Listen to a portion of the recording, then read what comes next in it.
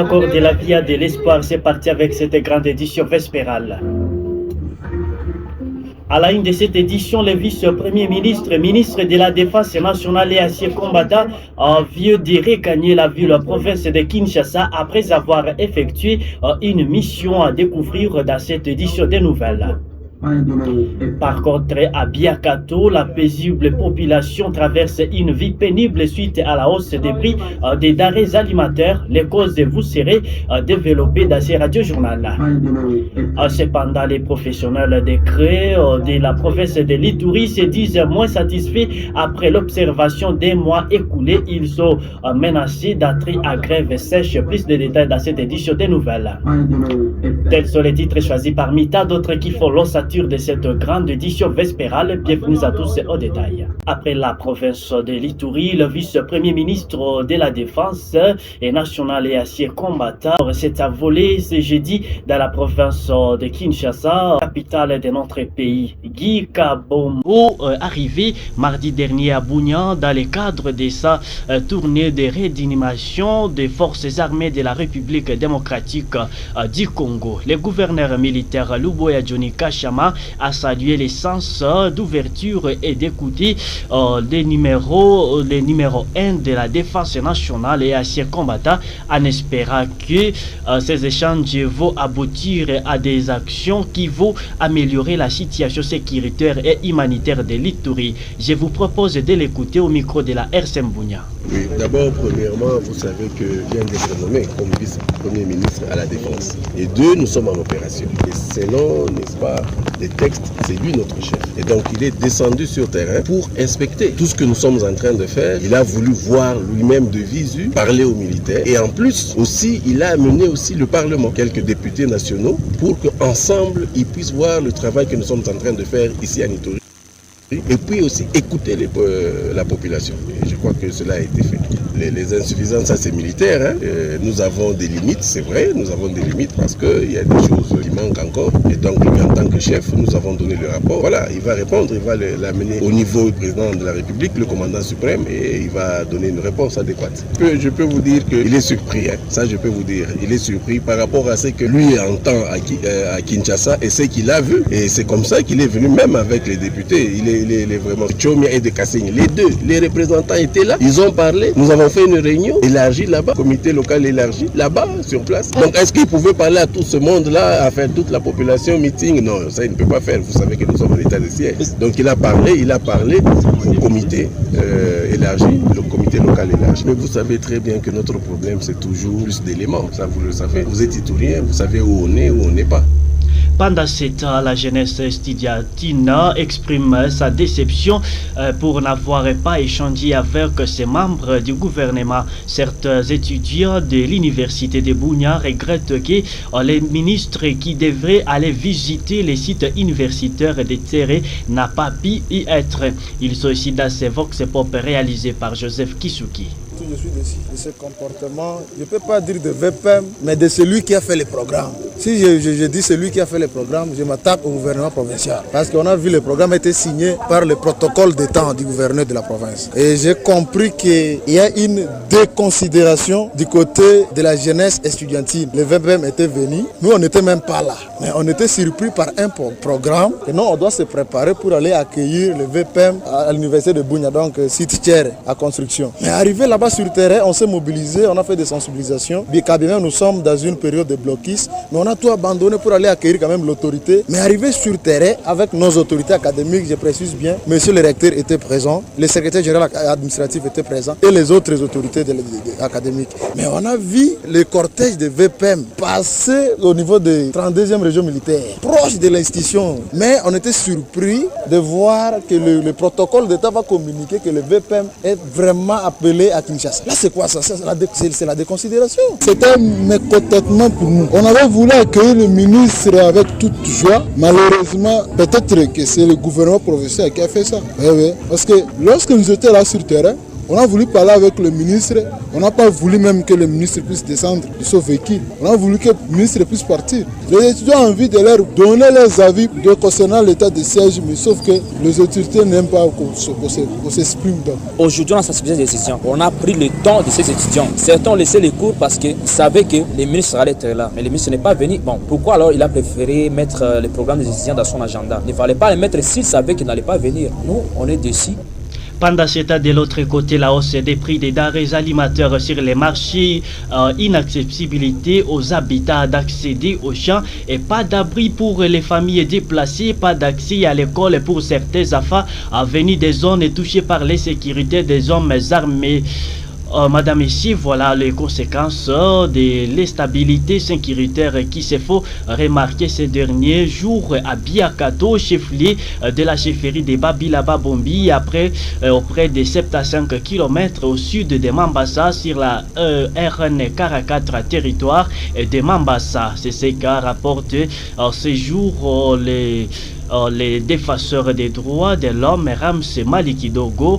Il lance un SOS aux autorités compétentes de pacifier complètement cette zone. Suivez-les au micro de la RCM Bunia. Les conséquences de l'insécurité ne cessent de s'enregistrer dans la zone, dans la chefferie de Babombi, à territoire de Mambasa, où 99% de la population vit du chat, surtout depuis que le mois de janvier, certaines agglomérations ont été touchées par les attaques des présumés ZDF dans la zone, surtout la partie est ainsi que la partie ouest. Nous avons totalisé 41 agglomérations qui ont été attaquées depuis le mois de janvier jusqu'aujourd'hui. Alors, donc, les civils qui vivaient dans ces champs, dans ces coins, se sont déjà déplacés et sont actuellement concentrés dans des centres urbains, surtout vers Biakato, Makumo, Loimpaou, où certaines familles ont pris refuge. Alors, actuellement, nous sommes en train d'assister à un fléau, surtout avec la hausse des denrées alimentaires. Certaines familles qui ne savent plus comment accéder à leurs champs, alors que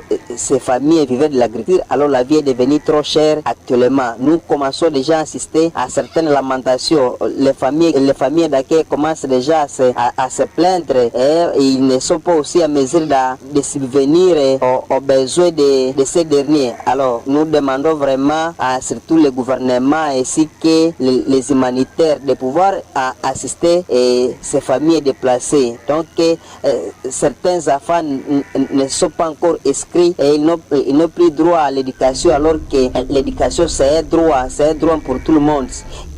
Une vingtaine de morts et plus de 50 rescapés du bateau Merdi qui sont en naufrage sur les eaux du lac qui vont de Minova vers Goma au port de Kituku.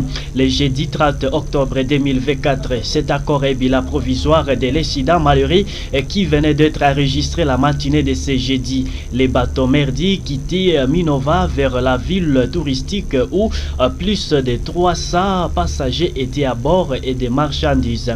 Suivons cette explication triste de Moses Mumber depuis la ville touristique de Goma. Dans la matinée de ce 3 octobre 2024, un bateau nommé Merdi qui quittait Minova vers Goma au point d'accostage à Kituku où se trouve un grand marché en ville de Goma sur le littoral du lac Kivu sévit chaque...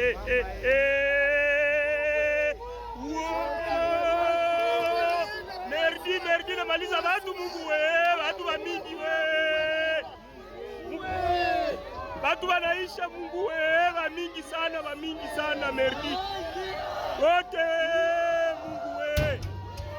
Parlons de l'éducation dans cette édition des nouvelles. Après un mois d'observation, les enseignants de la province de l'Ituri menacent d'entrer à grève sèche à partir du samedi 5 octobre prochain à l'occasion de la journée nationale de l'enseignant. C'est ce qu'a fait savoir Jérémy Bahati, président des syndicats de la force syndicale nationale Fosinat à Ituri, qui séjourne sur l'axe Makiki-Mambasa depuis lundi 30 septembre dernier. Le gouvernement congolais n'a pas honoré ses engagements, c'est pourquoi les enseignants menacent de déclencher une grève sèche. Je vous propose de l'écouter dans les ondes de la radio communautaire Maïndele Obunia. Les constats, c'est vraiment amer. Les enseignants sont en train vraiment de souffrir. Et c'est comme ça que nous sommes en train de féliciter certains enseignants en Nord Kivu et qui sont à grève. Au niveau de l'Ituri, nous aussi, nous sommes à voix. Et déjà ici, ce samedi, nous serons dans une assemblée extraordinaire où nous allons évaluer les promesses dites de Bibo pour voir quels sont les pour et quels sont les contre et pour voir aussi comment nous pouvons aussi décoller parce que nous on pensait que le gouvernement devrait être responsable pour s'acquitter à ses obligations et nous savons partout que tout ce qui a été pris comme les dispositions, nous avons vu ces 4 000 francs dont les noms ne se justifient pas bien et jusqu'à ce stade, il n'y a même pas majoration, il y a encore les NP, il y a encore les NU, il y a aussi des zones salariales que nous demandons de supprimer. Il y a une probabilité d'une grève sèche si l'Assemblée de la province de l'Ituri, si et seulement si, que le mois d'octobre, on ne verra pas une modification par les assises de Bibo. Ce syndicaliste ajoute que le gouvernement congolais n'a pas pris à compte les désirata des enseignants dans la loi finance 2025. Jérémy Bahati revient une fois de plus. Au niveau de l'Ituri, nous avons été dans la stratégie d'observation, voir qu'est-ce qu'on a échangé avec le gouvernement, qu'est-ce qui est fait et qu'est-ce qui est resté. Et à ce sens, nous n'avons pas encore vu les grandes lignes qui ont été touchées. Il a été dit qu'il faut déverser les gens vers la fonction publique. Il a été même demandé de récupérer les NP et les NU. Tout ça, nous sommes en train d'attendre et nous allons déjà disposer le gouvernement provincial de l'Ituri et voir la division provinciale pour qu'ils s'apprêtent que dès la fin de la première période, il y a une probabilité pour une grève afin que chaque enseignant ne sera qu'à l'école si et seulement si il sera rétabli à son droit. Mais nous avons lu le budget finance 2025. On n'a pas vu de spécial. C'est à ce sens que nous avons demandé comment les gens veulent eux-mêmes avoir beaucoup pour oublier d'autres. RCM FM, ligne éditoriale, la promotion de la paix pour le développement. www.mandelaobunia.net. Radio communautaire Mandeleo, les top des médias, les informations en ligne. Terminons cette édition avec cette nouvelle. Une délégation de la communauté du développement de l'Afrique australe, SADC siglé, est actuellement à Ville de Goma, chef-lieu de la province de l'Ituri, pour évaluer son mandat annuel depuis le déploiement de ses premiers contingents militaires dans la partie orientale de la République démocratique du Congo.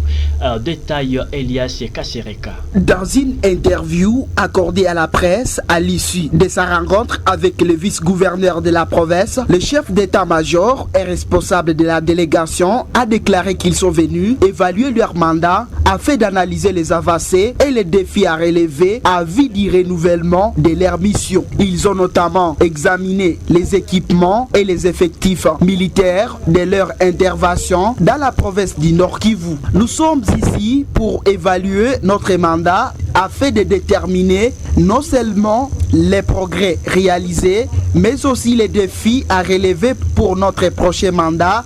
Vous avez pu constater que plusieurs villages stratégiques auparavant sous contrôle du M23 ont été récupérés par nos troupes. Cependant, nous avons été confrontés à un manque d'équipement militaire et c'est ce que nous comptons renforcer lors de notre prochain mandat afin d'atteindre les résultats escomptés, a précisé le général-major Ibrahim Mac Mouhonak. Il convient de noter que les contingents de la SADC déployés dans l'est de la République démocratique du Congo proviennent de Tanzanie, du Malawi et d'Afrique du Sud avec pour mission d'appuyer les forces armées de la République démocratique du Congo et FARDC dans leurs opérations contre les groupes armés, notamment les M23 sous couvert de l'armée rwandaise.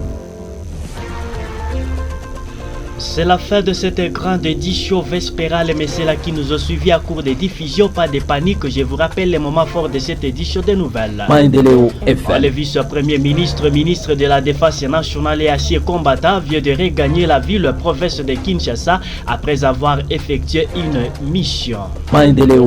Par contre, à Biakato, la paisible population traverse une vie pénible suite à la hausse des prix des denrées alimentaires.